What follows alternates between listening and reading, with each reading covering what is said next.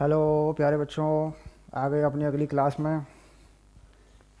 शाबाश, बहुत बढ़िया। एनसीईआरटी की पढ़ाई पूरी तरह ईमानदारी से करें और इसके बाद जो भी डेवलपमेंट आपको करने हैं, जैसे अच्छी क्वालिटी के कुछ सवाल मैंने भी दिए हैं, एमसीक्यू में ऑब्जेक्टिव दिए हैं आपको बना के। कई पुस्तकों का संग्रह होमवर्क शीट में मैंने आपको दिया है। तो वो सारे के सारे डेवलपमेंट जो हैं गणित के, वो भी आपको करने हैं।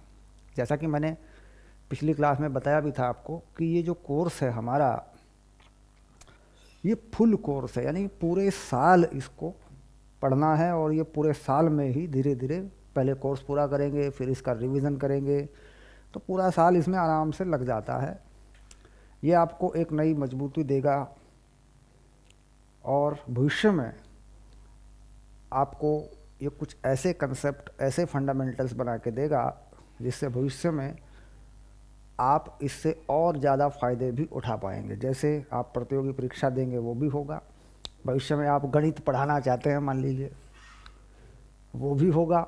एक होता है हल्का फुल्का पढ़ लिया और याद हो गया और चलो परीक्षा में पास हो गई, तो पढ़ाई का ये पूरा फ़ायदा नहीं है। सिर्फ पास होना पढ़ाई का फ़ायदा नहीं है। फ़ायदा ये भी है कि जीवन में वो किसी ना किसी रूप में काम आए। मान लीजिए हम 12वीं पास कर गए, फिर हमने बीएससी एमएससी किया या कुछ किया, तो कुछ समय के लिए हम नौकरी ढूंढ रहे हैं, काम ढूंढ रहे हैं, तो कुछ समय के लिए हमने कहीं ट्यूशन पढ़ा लिया। तो गणित का जो विषय है ये बहुत ही बढ़िया विषय है, ये अपने आप में एक रोज़गार है। तो थोड़े दिन के लिए मान लीजिए हमने पढ़ा लिया कहीं, तो थोड़ा खर्चा पानी निकाल लिया। तो इसलिए ये कोर्स पूरा है, इसको ईमानदारी से पूरा करिए। ये आपको गणित की बहुत बढ़िया अच्छे तरीके से जानकारी देगा। चलिए, तो ये सवाल नंबर 14 यहाँ लिखा पड़ा है, पिछली क्लास में हमने किया था। अब आया रेखा के समीकरण के विविध रूप, various form of equation of line. चलिए शुरू करते हैं पढ़ाई।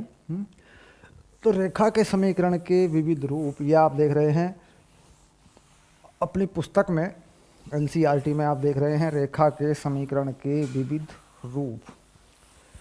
तो रेखा के समीकरण के जो रूप हैं, जो यहाँ पर जाने गए हैं, वो हम इस वीडियो लेक्चर में पढ़ेंगे। और ये देखिए क्यों है विविध रूप। विविध रूप बनाने की ज़रूरत क्यों पड़ती है? भाई रेखा को एक ही रूप में बना लो, उसी के हिसाब से उसको हल कर लो। क्योंकि हमें दी गई जानकारियों के अनुसार कुछ सवाल हल करने पड़ते हैं। मान लीजिए किसी सवाल में कुछ दिया है, किसी सवाल में कुछ दिया है, अलग अलग तरीक़ों से चूँकि प्रश्न पूछे जाते हैं, तो इसलिए विविध रूपों का महत्व है। शाबाश। तो रेखा के समीकरण के विविध रूप, ये एनसीईआरटी में देखें तो 10(3) नंबर का समीकरण के छोटे रूप में लिख देता हूँ, विविध रूप। शाबाश।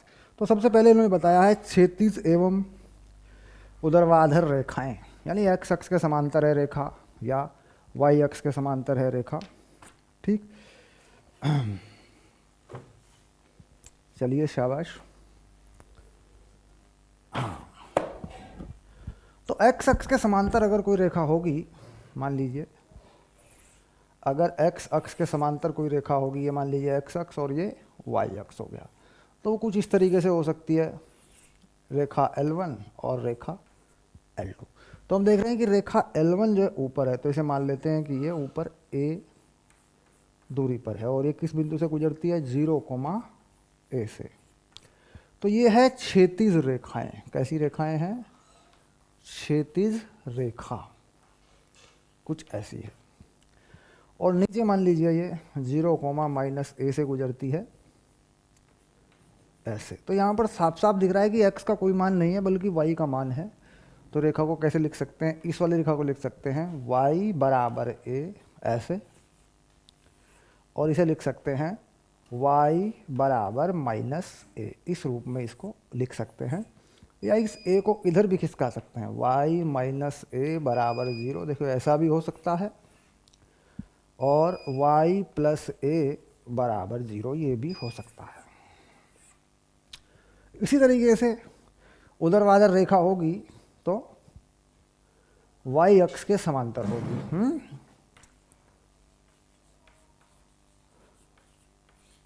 अगर ये ऊर्ध्वाधर रेखा बनाएंगे तो ये y अक्ष के समांतर होगी, है ना। ऐसे इधर भी हो सकती है, इधर भी हो सकती है। ये मान लेते हैं रेखा L1 और ये मान लेते हैं L2। तो यहाँ x अक्ष पे किसी बिंदु से गुजरेगी, मान लीजिए y तो इसमें 0 है, तो इसे मान लेते हैं, तुम समझ गए होगे, a,0 और इस बिंदु को मान लेते हैं -a,0। तो यहाँ x का मान साफ साफ दिख रहा है भाई, x बराबर a से रेखा पास हो रही, तो इसका समीकरण हो जाएगा x बराबर a या x माइनस a बराबर 0। इसी प्रकार दूसरे वाली का भी हो जाएगा समीकरण, x बराबर -a और x प्लस a। मतलब सिंपल सी चीज़ है, कोई ज़्यादा कहानी बनाने की ज़रूरत नहीं है। चलिए अब देखते हैं कि कोई सवाल है, इसके बाद कोई उदाहरण है, उसके बाद अगला टॉपिक देखेंगे। यहाँ इन्होंने लिया है उदाहरण नंबर 6। उदाहरण नंबर 6 कुछ इसी तरीके से दिया इन्होंने। इसमें क्या कहा, अक्षों के समांतर और -2 -3 से जाने वाली रेखाओं के समीकरण ज्ञात कीजिए।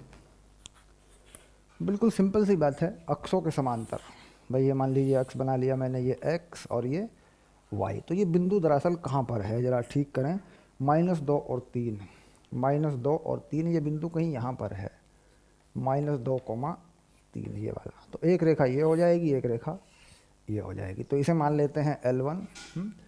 ये रेखा x अक्ष के समांतर है, तो y पे किस बिंदु से होकर गुजरेगी, ये बिंदु हो जाएगा 0,3। भाई दिख रहा है y में 3 है तो 3 हो जाएगा, x में 0 हो जाएगा।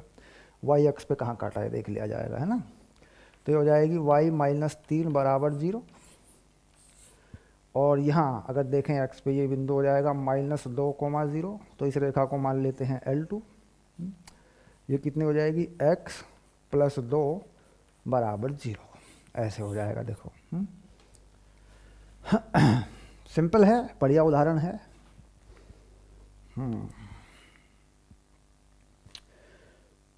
बिंदु ढाल रूप रेखा का जो समीकरण है वो है बिंदु ढाल रूप।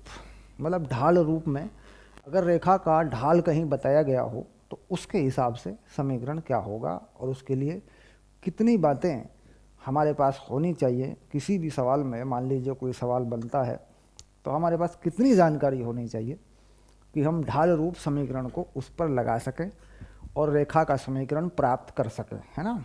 चलिए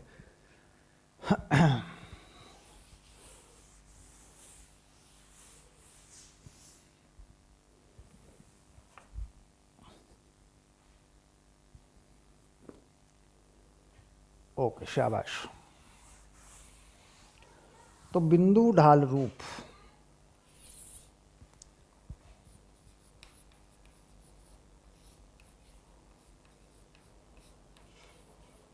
ये आ गया कुछ इस तरीके से।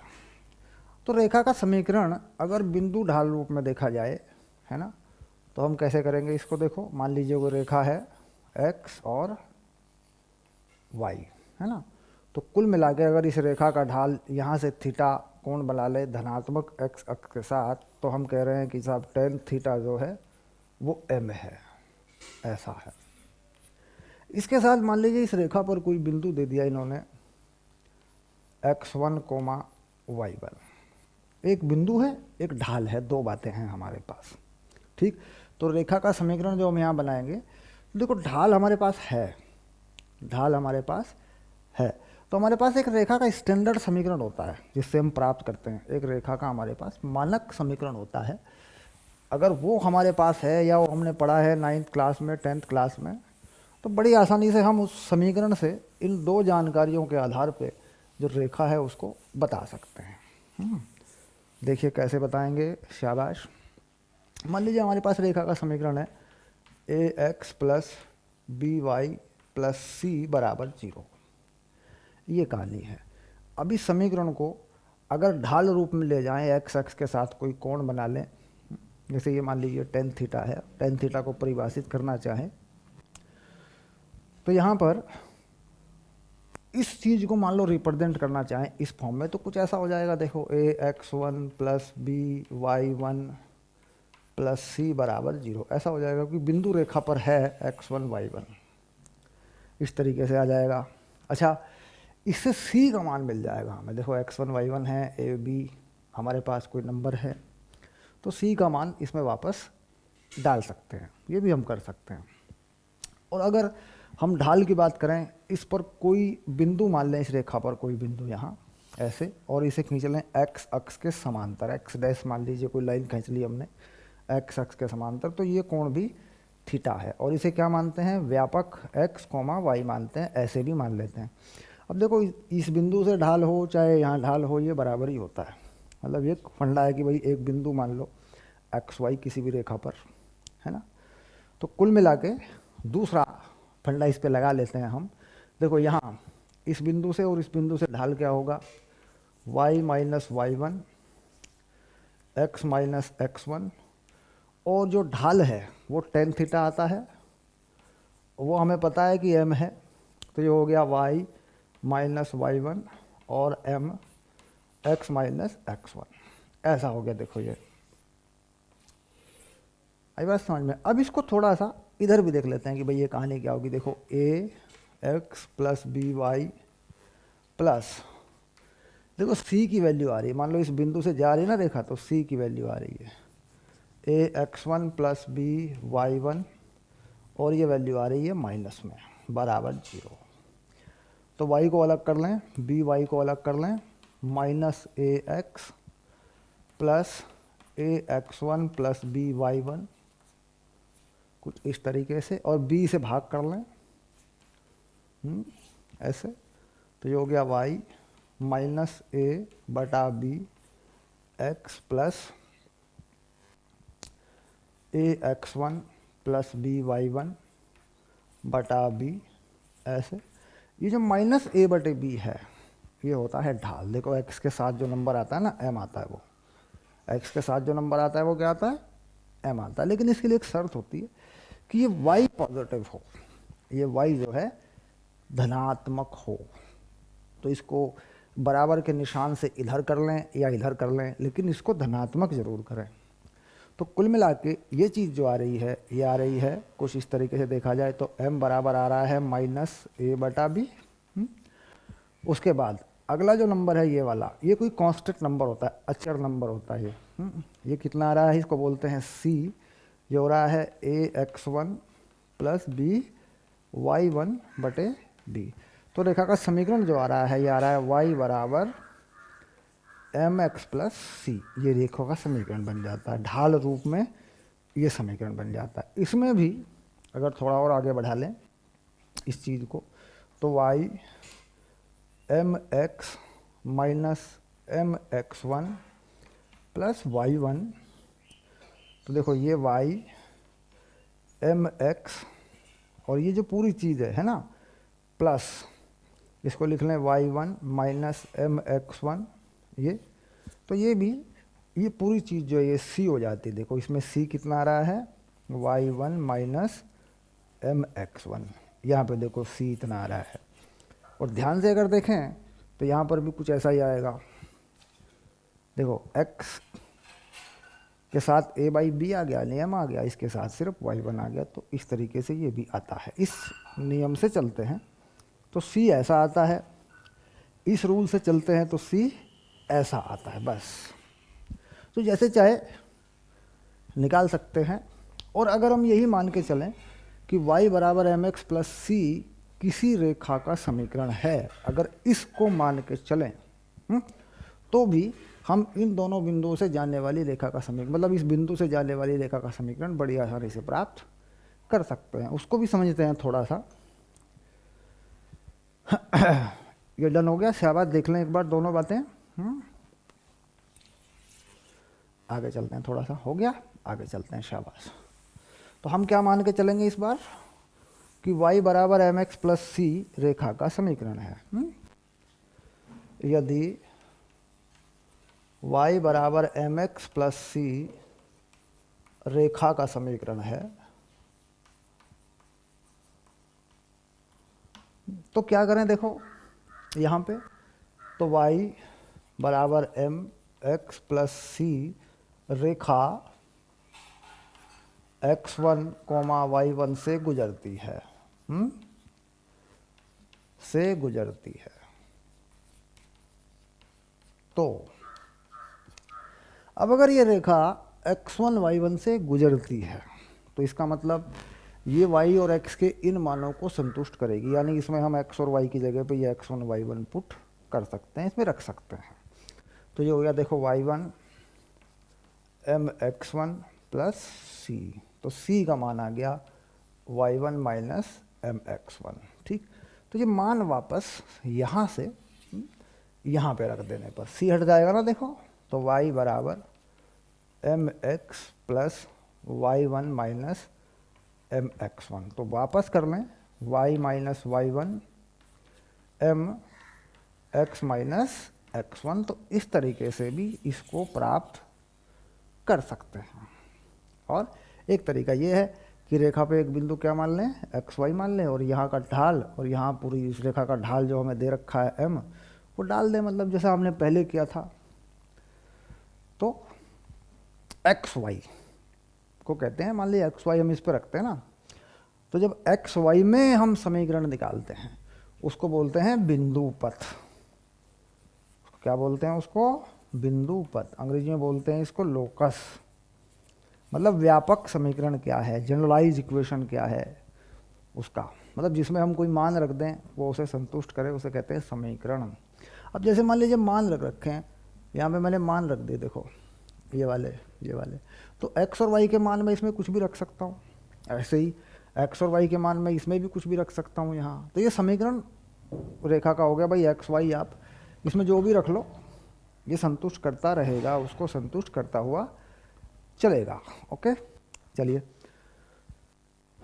तो ये था ढाल रूप में समीकरण को लिखने का तरीका। आगे इसका काम है, इसको समझेंगे, दोनों बातें काम करेंगी। ज़्यादातर इक्वेशन ये काम करता है, ये इक्वेशन ज़्यादातर काम करता है। कहीं कहीं पे हम इसको लगाएंगे तो ध्यान देंगे आप। अब देखिए उदाहरण नंबर 7, एग्जाम्पल नंबर 7। उदाहरण नंबर 7 पे आ जाइए। एक बार उदाहरण नंबर 7 को देखिए किस तरीके से हम कर सकते हैं। उदाहरण नंबर 7, शाबाश।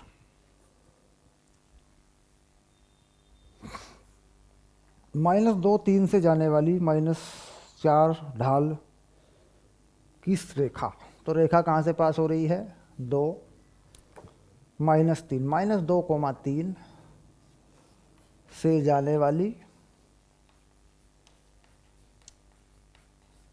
ढाल -4 वाली रेखा का समीकरण है ना। तो क्या सीधा है, मान लीजिए एक बिंदु है हमारे पास, ये रहा, तो ये बिंदु, ये पॉइंट और ये पॉइंट है ना, ये बिंदु है हमारे पास।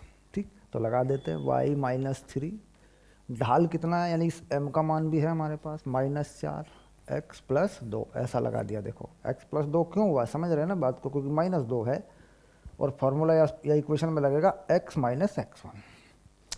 तो y -3 -4x -8, तो y प्लस 4x प्लस 5 बराबर 0, ये आ गया। देखो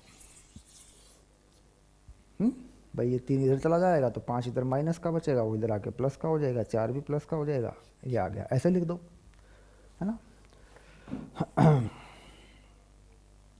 दो बिंदु रूप, 2 पॉइंट फॉर्म, दो बिंदु के रूप में। अगला है हमारा दो बिंदु रूप, है ना, शाबाश। चलिए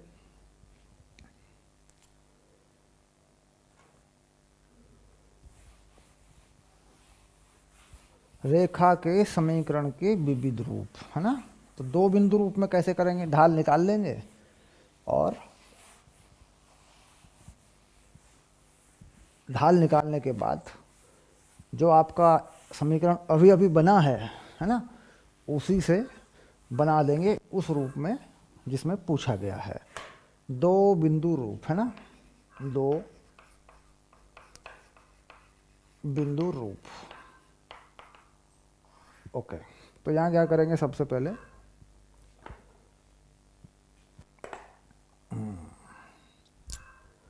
चलिए तो सबसे पहले अक्षों को निरूपित कीजिए। ये हो गए हमारे एक्स और वाई अक्ष। Okay, simple. अब एक रेखा बना लीजिए कोई, इनके ऊपर एक रेखा बना लीजिए कोई, शाबाश। अब देखो ये रेखा बना रहा हूँ मैं, ये बन गई रेखा। ओके, इस रेखा पर बिंदु ले रहा हूँ मैं x2 कोमा y2, और यहाँ कोई बिंदु ले लेता हूँ कहीं भी x1 कोमा y1। तो रेखा का समीकरण, इस रेखा का समीकरण, रेखा को मान लेते हैं कि ये रेखा L है ना। चलिए, शाबाश। अब यहाँ पे बात आती है स्लॉप की, यानी ढाल की। तो यहाँ से देखिए, दो बिंदुओं से अगर मैं ढाल निकालूं, x अक्ष के समांतर कोई रेखा खींच लूँ मान लीजिए थोड़ी देर के लिए मैं ऐसे, तो ये जो कोण होगा इससे ढाल निकलेगा।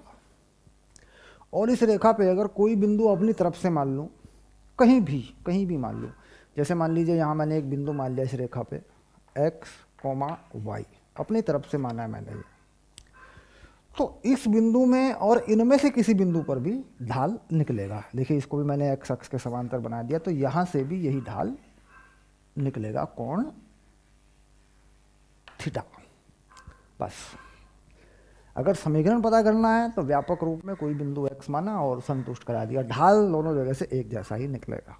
तो यहाँ इसे लिख लेते हैं थोड़ी देर के लिए बिंदु A, इसे लिख लेते हैं बिंदु B।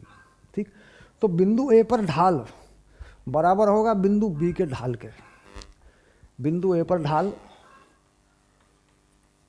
बिंदु A पर ढाल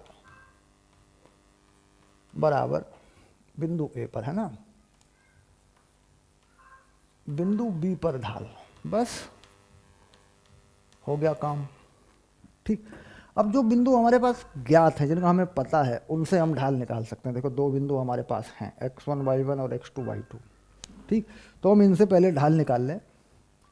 ढाल क्या होता है, y2 minus y1 x2 minus x1, ये ढाल हो जाता है। उसके बाद इस बिंदु में से या इस बिंदु में से कोई हम अपने पुराने समीकरण में लगा दें, जैसे हम ये लगा दें y माइनस y1 और x माइनस x1, ऐसा कर दें, या y माइनस y2, और ढाल वही रहेगा, जो बिंदु ज्ञात हैं उनसे ढाल निकाला हुआ है वो वही रहेगा, x माइनस x2। ठीक, तो हमारे पास ये दोनों ही बिंदु रूप में रेखा के समीकरण हैं। अब यहाँ जरूरी नहीं होता, हम याद कर लेते हैं कि y माइनस y1 होता है जी, x माइनस x1 होता है। तो यहाँ ये बिंदु है, मान लीजिए y1 x1, कोई फर्क नहीं पड़ता, यहाँ y माइनस y1 रख रहे हैं आप, y माइनस y2 रख दीजिए, x माइनस x2 रख दीजिए, इससे कोई फर्क नहीं पड़ता, क्योंकि दोनों में से एक बिंदु आपको यहाँ रखना होता है, y माइनस y1 और x माइनस x1 की जगह पे, जैसा कि पहले हमने देखा। और यहाँ जो चीज़ होती है, ये जो चीज़ होती है ये वाली, ये क्या होता है, ये होता है m, ऐसे। ये क्या होता है, रेखा का ढाल। तो रेखा का ढाल तो उन्हीं दो बिंदुओं से निकलेगा जो हमें ज्ञात है ना।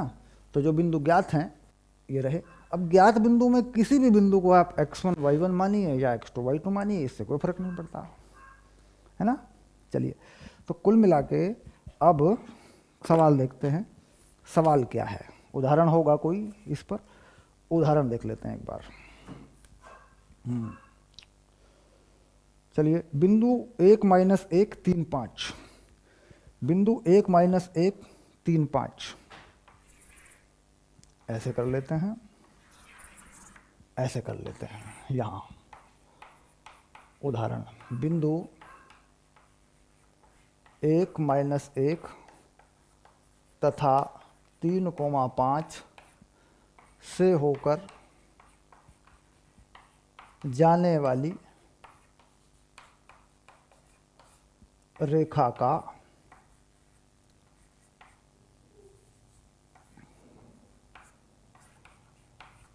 समीकरण। उदाहरण नंबर है क्या, उदाहरण नंबर है 8। शाबाश। चलिए अब देखिए, किसी भी तरीके से करिए, कुछ भी लगाइए, किसी को x1 y1 मानिए, x2 y2 मानिए, इससे कोई फ़र्क पड़ने वाला नहीं है, आपकी मर्ज़ी है। ठीक, हाँ, लेकिन ये है कि क्रम याद रखना है। अब जैसे मान लीजिए बिंदु है हमारे पास 1, -1 और 3, 5, ये बिंदु है हमारे पास। तो मैं थोड़ी देर के लिए मैं इसे मान लेता हूँ x1 y1 और इसे मान लेता हूँ x2 y2, है ना। ओके, बिंदु एक बार फिर से जांच कर लें, क्योंकि कहीं ऐसा ना हो कि बिंदु जो है हमने लिख दिए हों 1 - 1 3 5। बहुत बढ़िया, शाबाश। तो अब मान लीजिए मैं इसका उल्टा कर लूँ, इसे x1 y1 मान लूँ, इसे x2 y2 मान लूँ, इससे कोई फ़र्क नहीं पड़ेगा। ठीक, चलिए अब देखिए, तो सबसे पहले क्या निकाल देता हूँ मैं, ढाल निकाल देता हूँ। देखो y2 - y1, तो ऊपर आ गया 6, x2 - x1 3 - 1, नीचे आ गया 2। अब यहाँ पर मुझे लिखना है x - x1 या x - x2, जो चाहे लिख सकते हैं। तो थोड़ी देर के लिए मान लेता हूँ कि मैं x - x1 लिख लेता हूँ ऐसे, और y के साथ में फिर क्या लिखूँगा, y - y1, तो y माइनस ये रहा y1, तो ये +1 हो जाएगा। तो ये मेरे पास समीकरण है, यानी मेरे पास जो समीकरण है y + 1 3x - 3, तो y बराबर 3x - 4। देखिए मेरे पास ये समीकरण है। अब मान लीजिए थोड़ी देर के लिए मैं इन बिंदुओं को बदल देता हूँ, ढाल तो नहीं बदल सकता ना मैं इन बिंदुओं को बदलूंगा। y - 5, मतलब ये वाला लगा रहा हूँ मैं, ये वाला y2 वाले पे लगा रहा हूँ। ढाल कितना है, ढाल कितना आया था देखो 3, तो 3 हो गया। x y - 5 x1, y यानी x - 3, तो इसे देखें ज़रा, y - 5 3x - 9, तो हम देख रहे हैं कि y बराबर 3x - 4। हमारा उत्तर बिल्कुल सेम आया। ठीक, तो इसे समझ में आ रहा होगा कि भाई किसी को भी x1 y1 मानो और ये यहाँ पे इसमें लगा दो चाहे इसमें लगा दो, है ना, इसे कोई फ़र्क नहीं पड़ता, उत्तर आपका वही है, रेखा का समीकरण आपका वही रहता है। ओके, शाबाश। चलिए हाँ, अब देखते हैं अगला पॉइंट। अगला पॉइंट क्या है, विचार करेंगे जब प्रश्नावली पे पहुँचेंगे और अन्य बातों पर भी विचार करेंगे। पहले हम थोड़ा सा बेसिक लेवल को, ढाल अंतःखंड रूप y बराबर mx + c, ये हमने कर लिया, 4 नंबर का पॉइंट है। अब इस पर सिर्फ सवाल आपको करना है। उदाहरण नंबर 9 हम करेंगे, उदाहरण नंबर 9, शाबाश।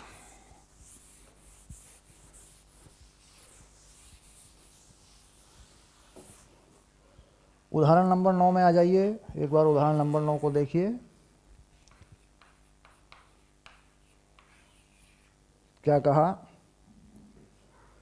उन रेखाओं के समीकरण ज्ञात कीजिए जिनके लिए tan θ 1/2 है, जहां थीटा रेखा का झुकाव है।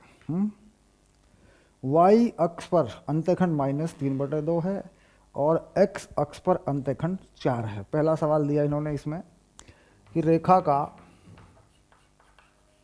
जो m है, यानी जो ढाल है उसका कोण है tan θ, वो है 1/2, ये इन्होंने बता दिया। पहले में इन्होंने कहा सवाल में y अक्ष पर अंतःखंड, y पर जो अंतःखंड है वो है -3/2। दूसरे में इन्होंने कहा x अक्ष पर जो अंतःखंड है वो है 4। बस ये सवाल है आपका, ये वाला सवाल है। शाबाश। चलिए, कई तरीक़ों से कर सकते हो, मतलब जैसे चाहे जुगाड़ फिट कर दो, कोई दिक्कत नहीं है, क्योंकि जब फॉर्मूले आ जाते हैं ना तो फिर क्या करना पड़ता है, जुगाड़ फिट कर दो फिर तो जुगाड़ लगाना होता है बस। कोई भी ऐसा मेथड लगा दो जिसमें समय कम लगे, कोई भी ऐसा मेथड लगा दो जिसमें समय कम लगे। ठीक, जैसा कि हमने कहा था कि ढाल अंतःखंड रूप का स्टैंडर्ड जो फॉर्म है माना रेखा का समीकरण, क्या माना रेखा का समीकरण, क्या मान लिया, y बराबर एम एक्स प्लस सी, और ये हम कह रहे हैं कि भाई ए वाला पार्ट हम हल कर रहे हैं। तो m तो है इसमें, ये रहा, m तो इसमें है, तो y बराबर x बटा 2 प्लस सी। y अक्ष पर अंतःखंड, y अक्ष पर अंतःखंड,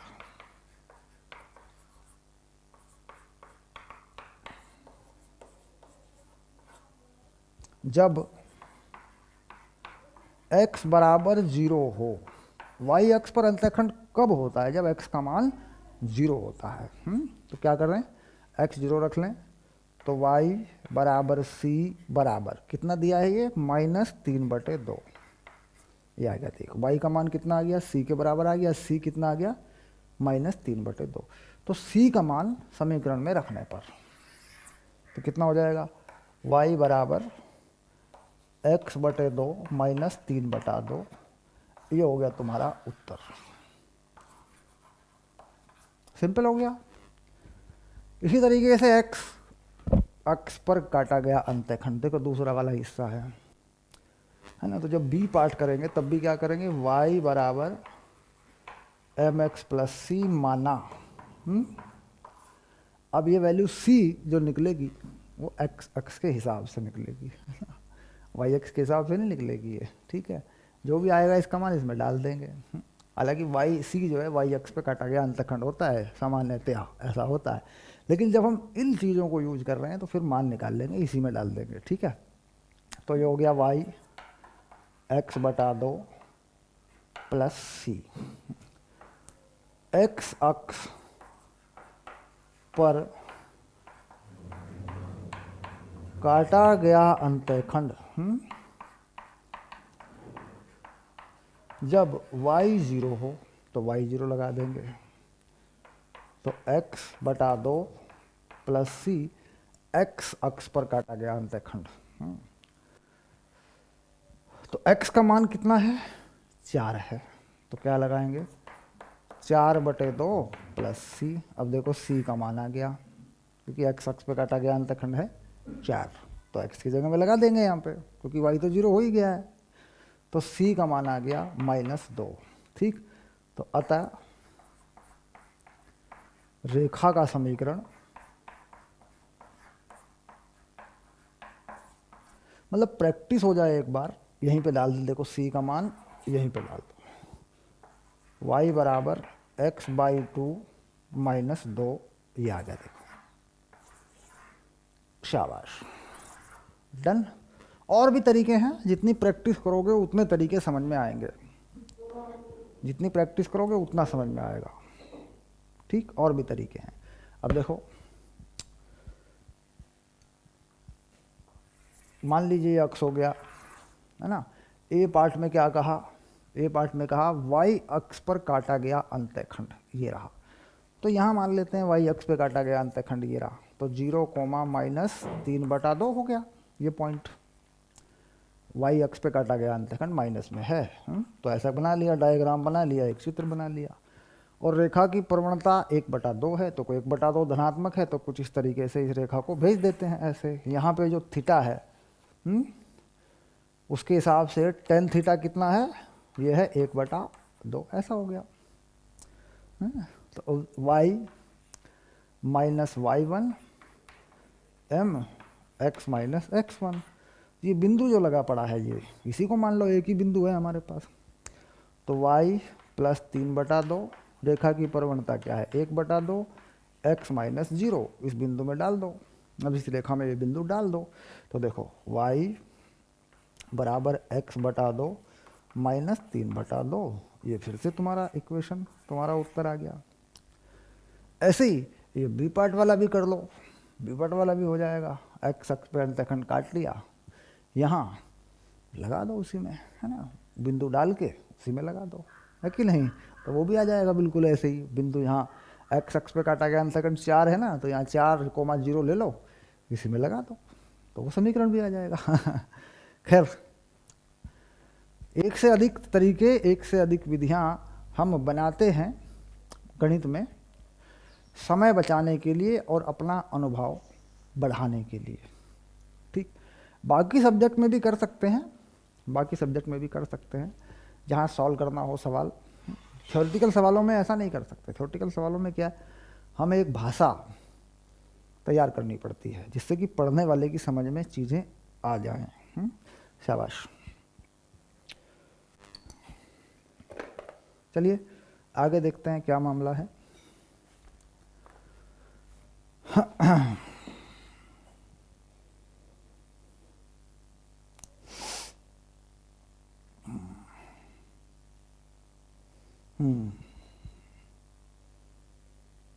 अंतःखंड रूप, इंटरसेप्ट फॉर्म, अंतःखंड रूप। अब आया अंतःखंड रूप, यानी अंतःखंड रूप में अक्षों पर काटे गए अंतःखंड के रूप में, है ना।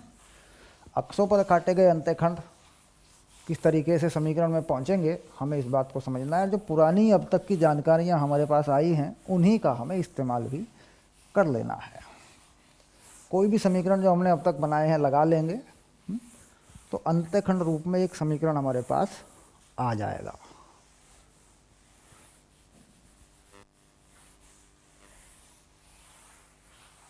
ओके, शाबाश।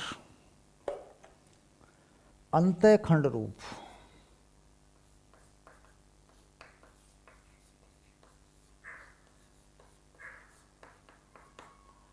इंटरसेप्ट फॉर्म,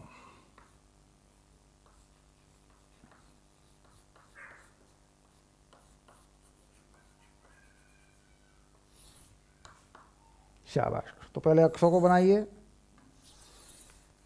एक्स और वाई, ऐसे। तो अंतःखंड रूप में यानी अक्षों पर काटे गए अंतःखंड हैं, तो अपनी जो रिप्रेजेंटेशन है, अपना जो समीकरण है, कुछ इस तरीके से बना लीजिए। दिखाने के लिए ऐसा बन गया। ये हो गया रेखा का समीकरण या रेखा का रिप्रेजेंटेशन। समीकरण तो अभी निकलेगा, रेखा एल मान लिया इसको। एक्स अक्ष पे काटा गया अंतःखंड ये है मान लीजिए, तो इसे क्या करते हैं, इसे बना देते हैं ए के बराबर मान लिया, और इसे बना देते हैं बी के बराबर मान लिया। ये कोऑर्डिनेट हो जाएगा 0, बी, और ये जो कोऑर्डिनेट हो जाएगा, ये हो जाएगा a, 0। इस बिंदु को मान लेता हूँ ए और इसे मान लेता हूँ बी। तो बिंदु ए और बी से होकर जाने वाली रेखा का समीकरण, बिंदु ए तथा बी से होकर जाने वाली रेखा का समीकरण। बिंदु रूप, कौन सा समीकरण लगा देंगे, बिंदु रूप, क्योंकि हमारे पास दोनों बिंदु आ गए हैं। हमने अपने हिसाब से दोनों बिंदु बना लिए हैं। अंतःखंड की लंबाइयाँ हमारे पास थी, तो हमने 2 बिंदु बना लिए हैं। जहाँ जहाँ ज़रूरत पड़ेगी हम ऐसा करेंगे।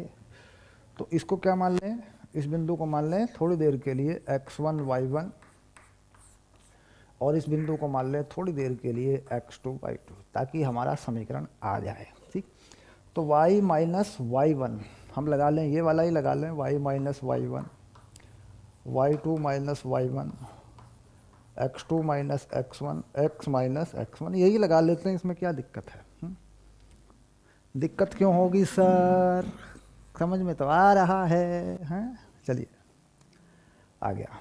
तो ये रहा देखिए x1, तो y माइनस 0, बी माइनस 0, और 0 माइनस ए, और x माइनस ए, ये हो गया। देखिए, तो y बराबर b बटा a माइनस में और x माइनस ए। तो क्या करें, गुणा कर लें, भाग कर लें कुछ, तो A Y minus B X plus A B, ऐसा कर लें। तो B X plus A Y बराबर ए बी लिख लें, ए बी से भाग कर लें पूरे समीकरण को, थोड़ा सरल हो जाएगा। देखो ये b कटेगा तो आ गया x बटा ए प्लस वाई बटा बी। यहाँ पे भी देखो ये a कट जाएगा, यहाँ पे b कटा है, और यहाँ पे ए बी कट जाएंगे तो ये हो गया 1। तो यहाँ a और b पर चिन्ह पद्धति लागू है। मतलब ये देखना पड़ता है कि अंतःखंड धनात्मक x अक्ष पर है या ऋणात्मक x अक्ष पर है, इसी प्रकार y अक्ष पर भी हमें देखना पड़ता है। ठीक, ओके। तो जैसे हमने कहा कि भाई अंतःखंड जो है, मान लो हम छोटा सा एग्जांपल ले लें, अंतःखंड y अक्ष पर जो है वो है -3 और x अक्ष पर जो है वो है +2 या 2, +2 लिख दो या 2 लिख दो। तो समीकरण क्या होगा? तो x बटे 2 y बटे -3 बराबर 1 होगा। तो कुल मिला के यहाँ से ये समझ में आ रहा होगा कि भाई ये जो अंतःखंड है इसमें जो साइन है, निशान है, वो लगेगा, क्योंकि अंतःखंड रूप में समीकरण यहाँ लिखा जाता है। हो सकता है यहाँ पर हो सकता है यहाँ पर हो सकता है यहाँ पर हो, मतलब चारों केस बन सकते हैं, है ना। तो उसके हिसाब से अंतःखंड जो भी होते हैं उनका जैसा भी निशान होता है, वो प्लस होते हैं या माइनस होते हैं, वो हमें यहाँ पे लगाने पड़ते हैं।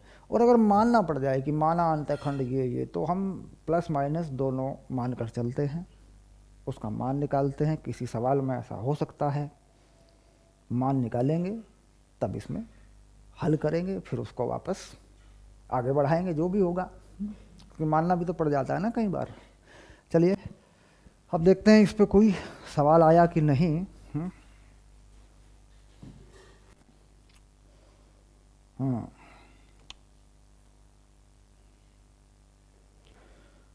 रेखा का समीकरण ज्ञात कीजिए। एक्स वाई एक्स पर अंतःखंड -3 और 2 के अंतःखंड बनाती है। तो ये तो हो गया -3 और 2। एक्स अक्ष पे अंतःखंड -3 है, वाई अक्ष पे 2 है। तो ये तो उदाहरण जो का तो ही हो जाएगा बेटा, इसको बस ऐसे करना है तुम्हें। ये एग्जाम्पल नंबर 10 है ना, 10 बना दूँ। ये है एक्स अक्ष पे -3 है, वाई अक्ष पे -3 है। एक्स अक्ष पे -3 है, वाई अक्ष पे 2 है। तो ये हो जाएगा -3 और ये हो जाएगा 2, है ना। हल कर लेते हैं, देखो उसको 2x, यहाँ माइनस ऐसे कहते हैं -2x + 3y बराबर 6। इस माइनस के निशान को यहाँ ऊपर लगा लेते हैं ना, आसानी रहेगी फिर हमें। तो ये हो गया 3y + 2x बराबर 6, या फिर सरल करके लिख लो, -6 को इधर ले आओ, 3y + 2x -6 ऐसा लिख लो। या एक क्रम होता है ax + by + c, उसमें लिख लो 2x + 3y -6 बराबर 0। इस रूप में भी, किसी भी रूप में समीकरण को लिख के दिया जा सकता है, इसमें कोई दिक्कत नहीं है।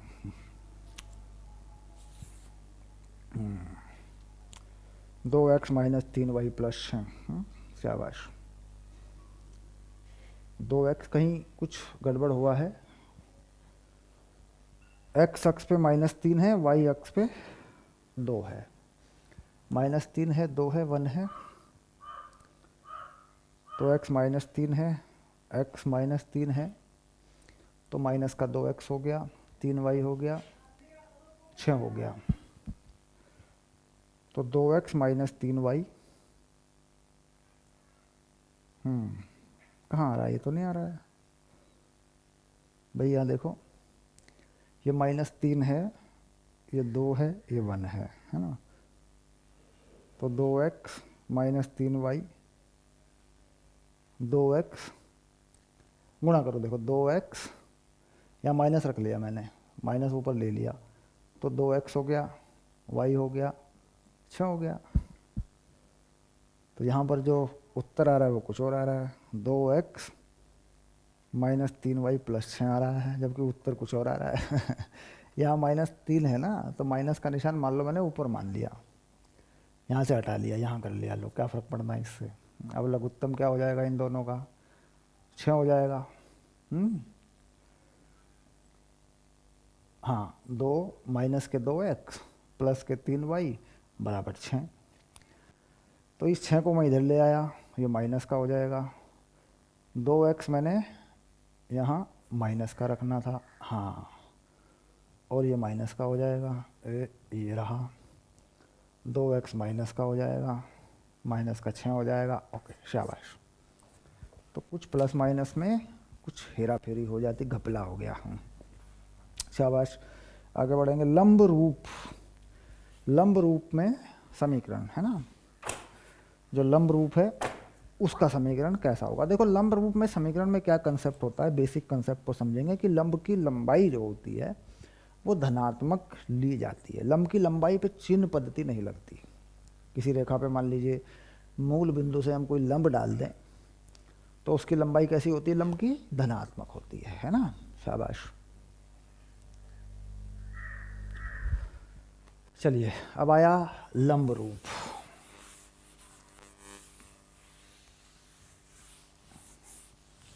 तो लंब रूप में जो कोण है लंब के साथ धनात्मक एक्स अक्ष दिशा से वो हमें देखना होगा, और लंब की लंबाई हमें देखनी होगी, है ना। क्योंकि हमारे पास दो चीज़ें होती हैं, एक कोण होता है, लंब कितना कोण बनाता है रेखा पर एक्स अक्ष के साथ। तो ये आ गया लंब रूप, इसे कह देते हैं नॉर्मल फॉर्म या परपेंडिकुलर फॉर्म, ऐसे।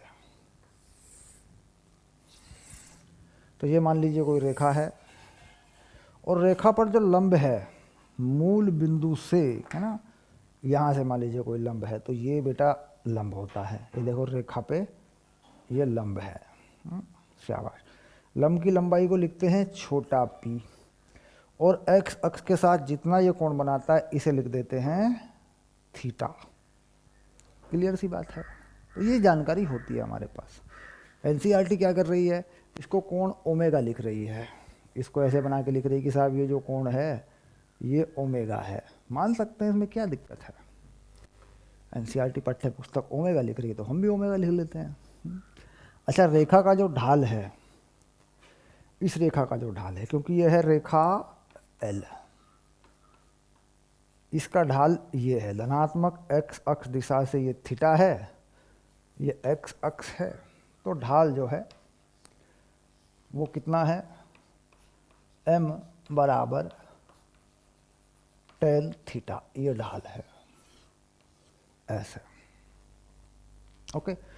तो हमारे पास जो पुराने तरीके हैं, हमें चलना उन्हीं के हिसाब से है, उन्हीं के हिसाब से हमें इसका समीकरण प्राप्त करना है।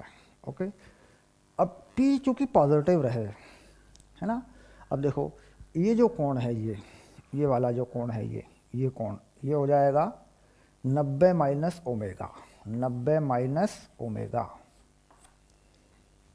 ये ओमेगा हो गया, ये 90 माइनस ओमेगा हो जाएगा, पूरा 90 है ना। तो ये कोण त्रिकोणमिति से देखेंगे बेटा, ये ओमेगा हो जाएगा। अब इस p के हिसाब से अगर मैं त्रिभुज बना लूँ, त्रिभुज ए बी सी डी, है ना, तो बड़े आसानी से मैं ए और बी सी तक सब जगह पहुंच जाऊंगा, क्योंकि सारे त्रिभुज समकोण त्रिभुज हैं। तो सबसे पहले मैं क्या कर लूँ, त्रिभुज ए बी सी में, त्रिभुज ए बी सी में, तो मुझे मान लीजिए ये वाली दूरी चाहिए, ए बी चाहिए मुझे, और ये मेरे पास है।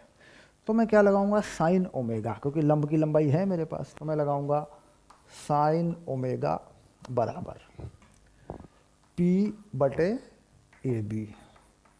तो मेरे पास यहाँ से ए बी आ जाएगा, वो आ जाएगा p बटे साइन ओमेगा।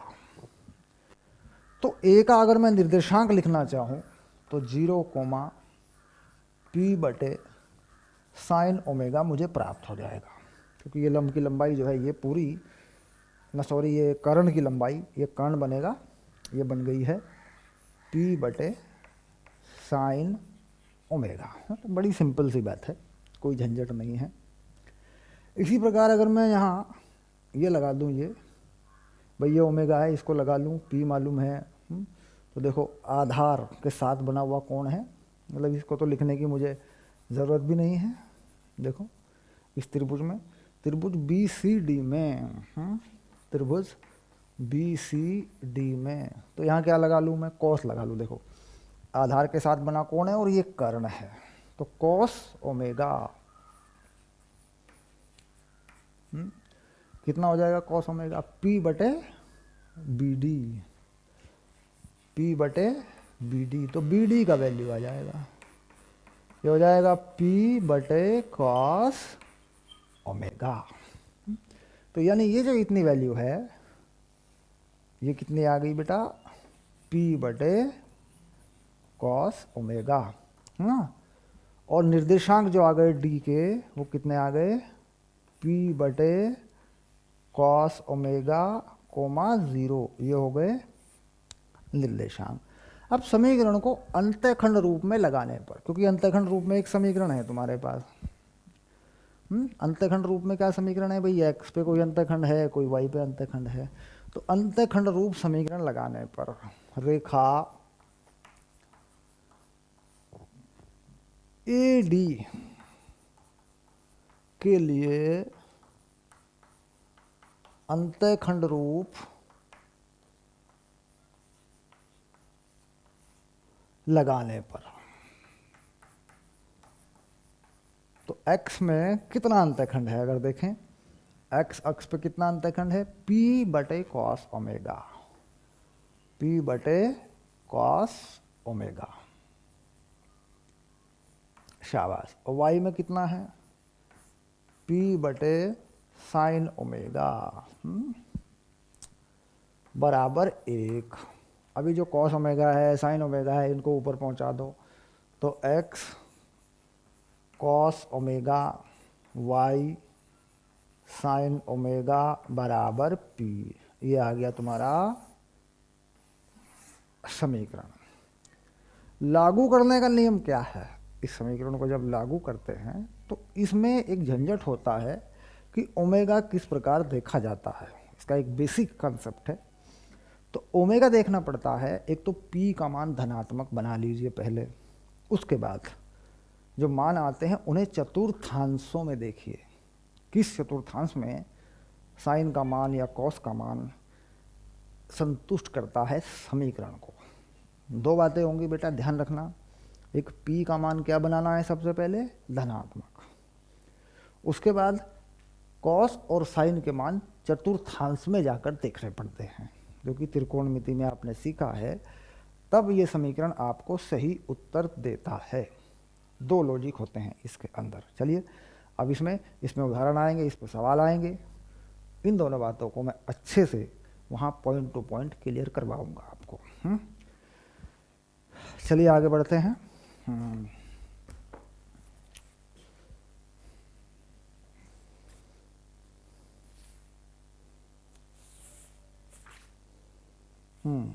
रेखा का समीकरण ज्ञात कीजिए जिसकी मूल बिंदु से लांबिक दूरी 4 है और धन x अक्ष तथा लंब के बीच कोण 15 डिग्री का है।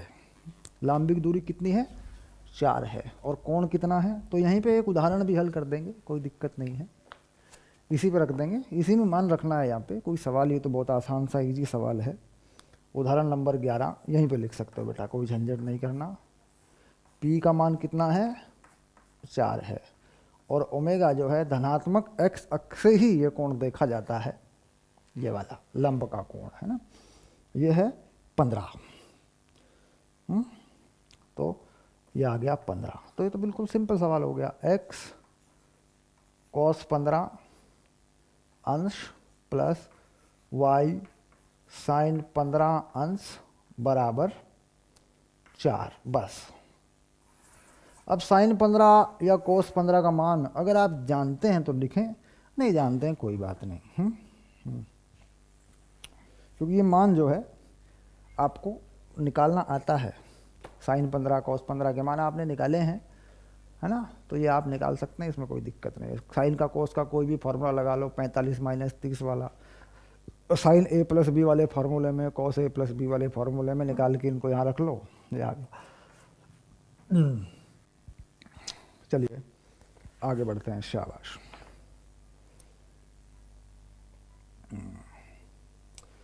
अब आया उदाहरण नंबर 12, एग्जाम्पल नंबर 12।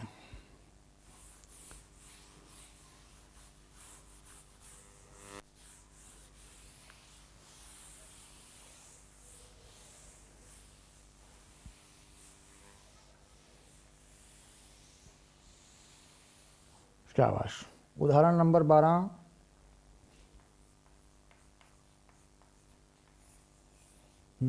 क्या कहा? फ़ारेनहाइट ताप एफ परम ताप के एक रैखिक समीकरण को संतुष्ट करते हैं। दिया है के इतना, एफ इतना, के इतना, एफ इतना। तो एफ के पदों में व्यक्त कीजिए के को एफ के पदों में व्यक्त कीजिए। तो कुल मिला के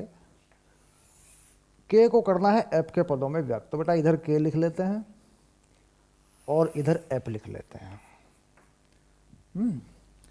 और कुछ चीज़ें दे रखी हैं, बिंदु दे रखे हैं, मान लो ये समीकरण रेखा मान लेते हैं अपन। तो यहाँ जो है बिंदु दे रखा है, ये बिंदु ए है, इसमें जानकारी है, बिंदु बी है, इसमें जानकारी है। पहली जानकारी है के 273 एफ 32। तो यहाँ लिखेंगे 32 273 ऐसे लिखेंगे, क्योंकि के जो है वाई अक्ष पर है ना, तो इसका नंबर बाद में लिखेंगे। उसके बाद आया के 373 एफ 212। तो के जो है 373, एफ हो गया 212। ये इस बिंदु का निर्देशांक है। तो ए बी का समीकरण, ए बी का समीकरण। शाबाश। ए बी का समीकरण यही हमें ज्ञात करना है और कुछ नहीं करना है। ठीक। तो के इसको क्या मान लें? इसे मान लेते हैं x1 y1 की जगह पे। इसे कहाँ मान लेते हैं? x1 y1 की जगह पे। और इसे मान लेते हैं x2 y2 की जगह पे। y में क्या लिख रहे हैं? k लिख रहे हैं। x में क्या लिख रहे हैं? f लिख रहे हैं। तो k माइनस है ना, y1 कितना है? 273 बराबर। अब 273 माइनस 373, यानी 373 लगा लेते हैं, माइनस 273 ऐसा ही मान लेते हैं फॉर्मूले में। 212 32 ये आ गया। x माइनस x1, तो x पे कौन है? f है। x1 की जगह कौन है? 32 है। तो ये हो गया तुम्हारा ऐसा मामला। तो k माइनस 273, ऊपर आ गया 100, नीचे कितना आएगा बेटा? नीचे आएगा मेरे ख्याल से 180। 212 है ना, तो 12 अलग में से 32 घटाना है, तो 12 गए 20 बचे, तो नीचे आ जाएगा 80 180 एफ माइनस 32। एक जीरो काट लो ना, एक जीरो यहाँ से काट सकते हैं ना, ऐसे छोटा भी कर सकते हैं, इसे 5 कर सकते हैं, इसे 9 कर सकते हैं। तो ये हो गया के माइनस 273 और ये हो गया 5/9 एफ माइनस 32। तो यहाँ इस तरीके से ये आ गया तुम्हारा रिलेशन। इसे और आगे भी कर सकते हो, थोड़ा आगे बढ़ा लो। के बराबर 5/9 एफ माइनस 32 गुना 5, तो 5 दूनी 10, 5 या 15 और 1 16/9, और यहाँ आ जाएगा प्लस 273। तो कुल मिला के कुछ ऐसा आ गया 5/9 एफ। और यहाँ अजीब सा एक नंबर आएगा माइनस 9, नीचे कर लें, प्लस कर लें इसको, है ना। तो 273 गुना 9, 9 तिया 27, 9 हते 63 और 2 65, 6 9 दूनी 18 और 6 8 और 6 24, माइनस 160/9। ये नंबर भी यहाँ पे आ जाएगा। तो के हो रहा है 5/9 एफ प्लस, और घटा लें 7 में से देखो 0 गया 7, 15 में से 6 गए 9 और 23 में से 1 गया 22।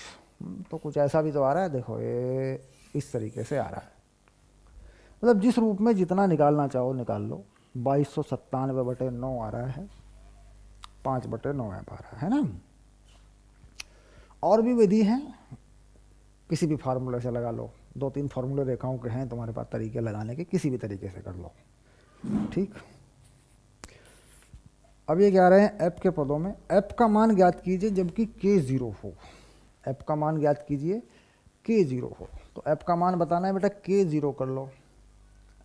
एफ का मान आ जाएगा ना यहाँ से, देखो यदि के बराबर जीरो तो एफ कितना आ जाएगा बताओ। के का मान मैंने जीरो कर दिया, एफ का मान आएगा -2297/5। आ रहा नहीं आ रहा है, देखो इसमें डाल दो के का मान जीरो, एफ का मान आ जाएगा। ओके, शाबाश। तो रेखाओं के समीकरण बनाना सीखा है इस लेक्चर में, और जो महत्वपूर्ण बातें हैं वो सारी समझी हैं, सुनी हैं आपने कायदे से, कानून से। अब प्रश्नावली 10-2 की शुरुआत कर लेंगे अगली क्लास में, अगले लेक्चर में। शाबाश। ओके।